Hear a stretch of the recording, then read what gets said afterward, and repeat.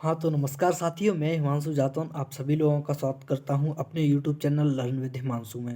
दोस्तों, आज हम अपनी वर्ल्ड मैप सीरीज़ को फिर से कंटिन्यू करेंगे, लेकिन आज मैं आपके लिए कुछ नया लेके आया हूँ। आज मैं लेके आया हूँ आपके लिए अंटार्कटिका महाद्वीप, जो कि एक नया महाद्वीप है और वो एक ही क्लास में फिनिश हो जाएगा। इसीलिए मैंने सोचा चलो आज कुछ नया करते हैं और मैं आप सभी लोगों के लिए एक नया महाद्वीप लेके आया हूँ। दोस्तों, इसमें एक और मैंने आपके लिए एडिशनल इन्फॉर्मेशन ऐड की है। वो ये है कि पहले मैं आप सभी लोगों के लिए स्लाइड अवेलेबल नहीं करा पाता था, लेकिन अब मैं सारे जो भी अपन पढ़ेंगे उन सारी चीज़ों की मैं आपके लिए स्लाइड लेके आया हूँ और मैं आपके लिए पीडीएफ भी प्रोवाइड करा दूंगा आप।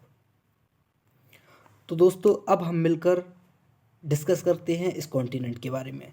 तो दोस्तों, जैसा आप देख रहे हो, ये है अंटार्कटिका महाद्वीप। आपको पता है अंटार्कटिका महाद्वीप तीन चारों ओर से तीन महासागरों से घिरा है। पहला है हमारा हिंद महासागर, ये रहा। दूसरा है अटलांटिक महासागर और तीसरा है दोस्तों प्रशांत महासागर। ये अंटार्कटिका का मैप है, इसे मैं डायरेक्ट अपनी बुक से उठा के लेके आया हूँ आप सभी लोगों के लिए।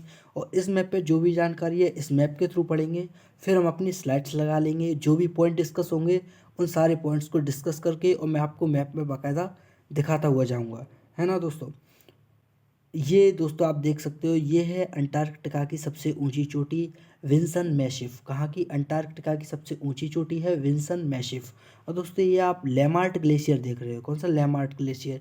ये अंटार्कटिका का सबसे बड़ा ग्लेशियर है। कैसा? सबसे बिग बिग ग्लेशियर है ये अंटार्कटिका का।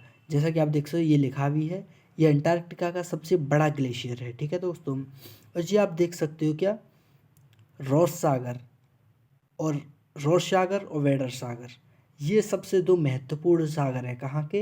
अंटार्कटिका के सबसे महत्वपूर्ण सागर है। अगर कहीं आपसे पूछे जाएंगे तो यही पूछे जाएंगे, वेडल सागर और रॉस सागर, ये अंटार्कटिका के सबसे महत्वपूर्ण सागर हैं। ठीक है दोस्तों।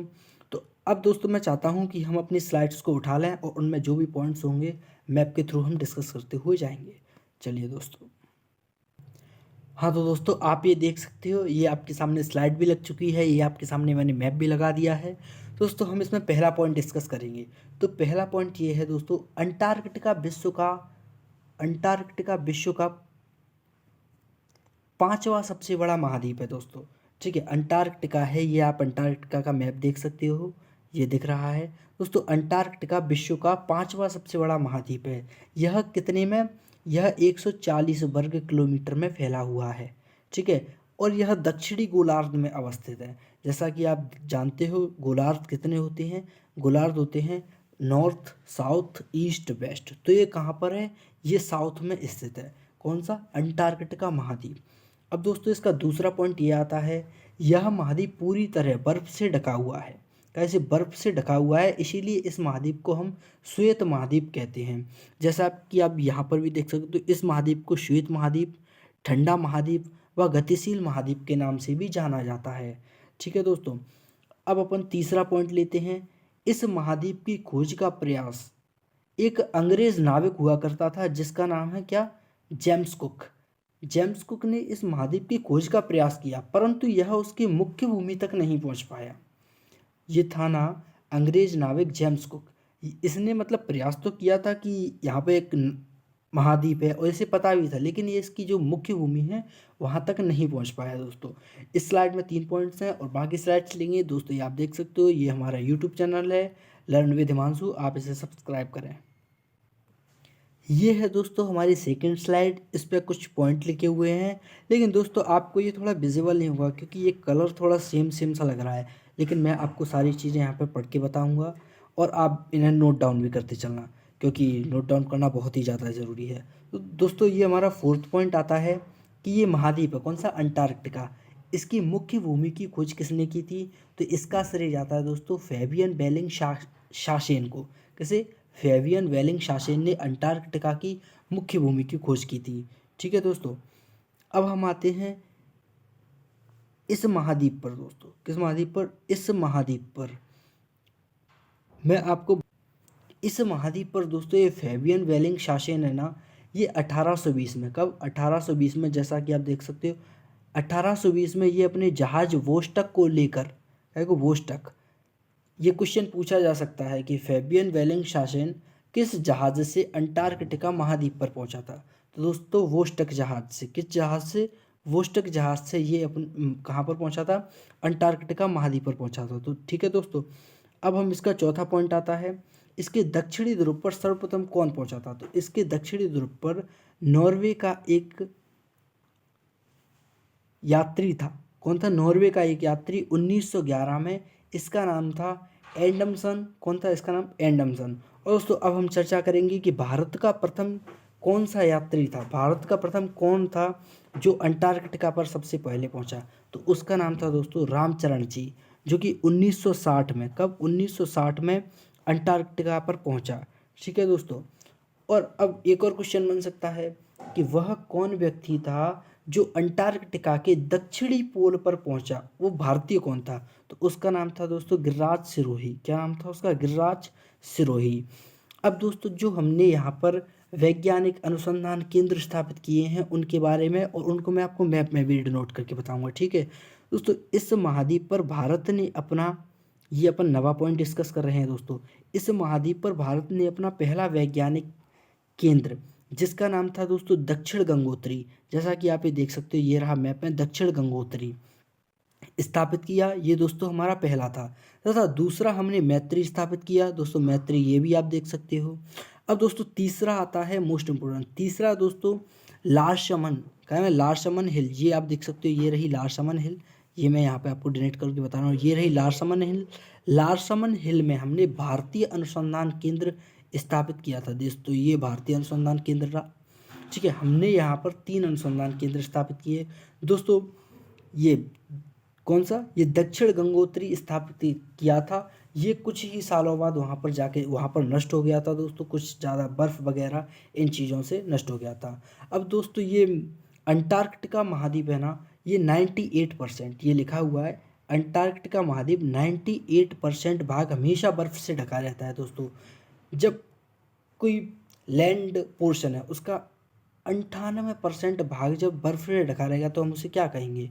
श्वेत महाद्वीप कहेंगे, क्योंकि वो, और ठंडा महाद्वीप भी कहेंगे, क्योंकि वो पूरा ही बर्फ से ढका हुआ है, वहाँ पे लोग ही नहीं रहते हैं, तो उसे क्या कहेंगे? यही तो कहा जाएगा। अब दोस्तों हम अपनी नेक्स्ट स्लाइड ले लेते हैं, उसमें भी कुछ पॉइंट हैं, उनको भी अपने साथ में डिस्कस करते हुए चलेंगे। हाँ तो दोस्तों ये आपके सामने नई स्लाइड आ चुकी है। अब हम इसमें कुछ पॉइंट्स हैं उन्हें भी डिस्कस करेंगे। दोस्तों आप ये 11वां पॉइंट देख सकते हो। इससे पहले मैं अपनी पेन का कलर चेंज कर लेता हूँ, क्योंकि दोनों सेम हो जाएंगे। चलो ये मैंने अपनी पेन का कलर भी चेंज कर लिया। अब दोस्तों आप ये 11वां पॉइंट देख सकते हो, इसमें ये लिखा है क्वीन मोड पर्वत। कौन सा? क्वीन मोड पर्वत श्रेणी इस महाद्वीप को, कौन सा? अंटार्कटिका महाद्वीप को 2 भागों में विभाजित करती है। तो क्वीन मोड पर्वत है, ठीक है, ये पर्वत श्रेणी अंटार्कटिका महाद्वीप को इस तरह 2 भागों में क्या करती है? विभाजित करती है। ठीक है दोस्तों, क्वीन मोड पर्वत श्रेणी अंटार्कटिका महाद्वीप को 2 भागों में इस तरह विभाजित करती है। ठीक है दोस्त, तथा यहाँ की जो सबसे ऊंची चोटी है, कहाँ की? अंटार्कटिका की, उस चोटी का नाम है दोस्तों क्या? Vinson Massif. क्या? विंसन मैसिफ यहाँ की सबसे ऊंची चोटी है। 12वां पॉइंट आता है दोस्तों माउंट एलबुर्स। माउंट एयरबुश, क्या? माउंट एयरबुश यहाँ का एकमात्र एक्टिव वोल्केनो है। माउंट एयरबुश अंटार्कटिका का एकमात्र एक्टिव वोल्केनो है। ठीक है दोस्तों, तथा लाइकेन, अब ये 13वां पॉइंट देख सकते हो, यहाँ की वनस्पतियों के बारे में है। लाइकेन और मॉस, क्या? लाइकेन और मॉस अंटार्कटिका की मुख्य वनस्पतियाँ हैं। कहाँ की? अंटार्कटिका की मुख्य वनस्पतियाँ हैं लाइकेन और मॉस। ठीक है, अब नेक्स्ट पॉइंट, विश्व का सबसे कम तापमान यहाँ की बोस्टक में रिकॉर्ड किया गया है। अब दोस्तों बोस्टक कहाँ है? चलो मैं आपको बोस्टक भी बता देता हूँ दोस्तों। बोस्टक ये रहा। अभी अपन मैप ले लेते हैं, मैप में मैं आपको बोस्टक बता देता हूँ। ये दोस्तों मैंने मैप ले लिया है, इस मैप को इधर कर देता हूँ। और दोस्तों मैप में बोस्टक किस जगह है? कहाँ? इस जगह मैप में बोस्टक है। ठीक है, आप अपने एटलस में देखना तो आपको इसी जगह मिलेगा। तो विश्व का सबसे कम तापमान अंटार्कटिका की कहाँ? वोस्टक में रिकॉर्ड किया गया है दोस्तों। कहाँ? वोस्टक में।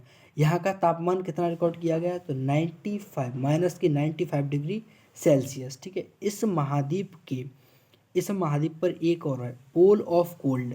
इस महाद्वीप पर एक जगह है पोल ऑफ कोल्ड। यहाँ पर हर वर्ष सबसे न्यूनतम तापमान रिकॉर्ड किया जाता है। ठीक है दोस्तों, अब वो जो ओजोन में होल्स होते हैं ना, ओजोन छिद्र, वो सर्वप्रथम अंटार्कटिका पर ही 1985 में देखे गए थे। अब दोस्तों आप ये सोच रहे होंगे कि यहाँ पर तो बर्फ़ है, यहाँ पर किस तरह प्रदूषण होता है, तो यहाँ पर अंटार्कटिका में सबसे पहले छेद कैसे हो गए, किस तरह यहाँ पर अंटार्कटिका में होल देखे गए। तो दोस्तों आप ये देख रहे हो क्या, अंटार्कटिका। अंटार्कटिका दोस्तों कहाँ पर है, हाई पोल्स पर है, मतलब हाई लैंड पोल्स, सबसे ऊंचाई पर है। तो दोस्तों यहाँ पर क्या है ना, जो ठंडी बर्फ़ होती है उस पर रवे की तरह क्लोरोफ्लोरोकार्बन क्या है ना जमा हो जाती है। कब, सर्दियों के मौसम में, जब सर्द मौसम होता है, बर्फ़ गिरती है, तो बर्फ़ के ऊपर क्लोरोफ्लोरोकार्बन होती है ना, वो जमा हो जाती है। जब दोस्तों बसंत का मौसम आता है तो बर्फ़ पिघलती है। जब बर्फ़ पिघलती है तो वो क्लोरोफ्लोरोकार्बन कार्बन उसी के साथ पिघल कर और सीधा अटैक करता है कहाँ पर, ओजोन गैस पर। ओजोन जो परत है हमारी, ओजोन परत पर सीधा अटैक करता है, और इसीलिए वहाँ पर सब सर्वप्रथम छिद्र देखे गए थे 1985 में। ठीक है दोस्तों, अब हम अपना नेक्स्ट पॉइंट डिस्कस करते हैं। ये है, इस महाद्वीप पर बहुत से खनिज देखे गए हैं। इस महाद्वीप पर जैसे कि आप देख सकते हो, सोना, चांदी, तांबा, लोहा, प्लेटिनम, नेचुरल गैस, ये सारे खनिज इस महाद्वीप पर मिल चुके हैं, लेकिन इनका हम लाभ नहीं ले पाए हैं। अब आप सोचोगे इनका हम लाभ क्यों नहीं ले पाए हैं, तो दोस्तों इन्हें क्या है ना निकालना, ज़मीन में से अंदर से इन्हें निकालना अभी तक संभव नहीं हो पाया है। संभव क्यों नहीं हो पाया है, क्योंकि ये सारे जो खनिज है ना, वो कम से कम 16 मीटर, जो वहाँ पे बर्फ़ है ना, वो कम से कम 16 मीटर ऊंची बर्फ़ है, तो बर्फ़ के नीचे है, तो दोस्तों वो निकालने में अभी तक संभव नहीं हो पाए हैं।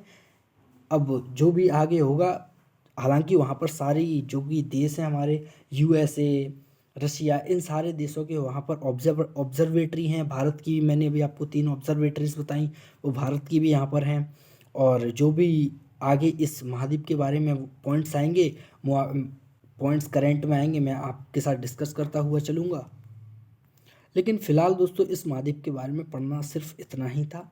इससे ज़्यादा आपको इसके बारे में नॉलेज लेने की कोई ज़रूरत नहीं है, क्योंकि इसमें इसके जो मोस्ट इम्पोर्टेंट पॉइंट्स थे मैं अपनी स्लाइडों में कवर कर चुका हूँ। और आपको कुछ पढ़ना हो तो आप एनसीईआरटीज़ बुक वगैरह परचेस करके पढ़ सकते हो। एंड धन्यवाद दोस्तों। अगर कहीं आपको वीडियो बेनिफिशियल लगे तो आप लाइक एंड सब्सक्राइब और शेयर भी करें। धन्यवाद।